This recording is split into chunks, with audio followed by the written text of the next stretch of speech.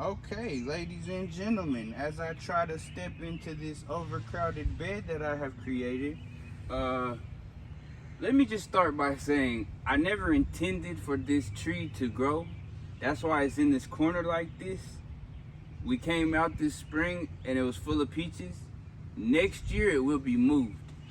This year I have to deal with it. So anyway, we'll be thinning peaches today. Should you thin your peaches? Yes, you should.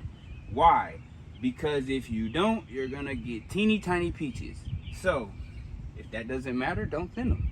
Anyway, let's see. So we'll start right here. So what should you thin? Well, for starters, you see how there's these two right here?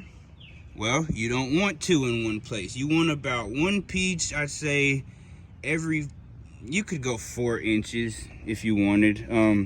But that can't stay like that. So what you do is you go in, you pick the peach that doesn't look quite as big, strong, healthy, and you give it a twist.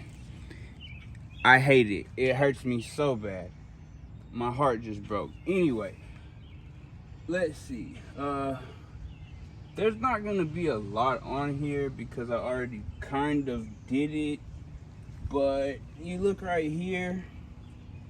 Show them in here. You see all those? That's a definite no-no. So we'll take this bottom one, if I can get my hand in there.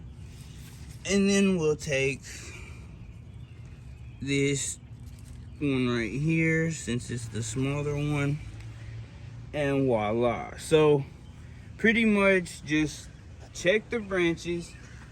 You only want one peach every 4 to 6 inches. If you see 2 peaches in one spot, automatically thin it down to 1. And that's pretty much the basics.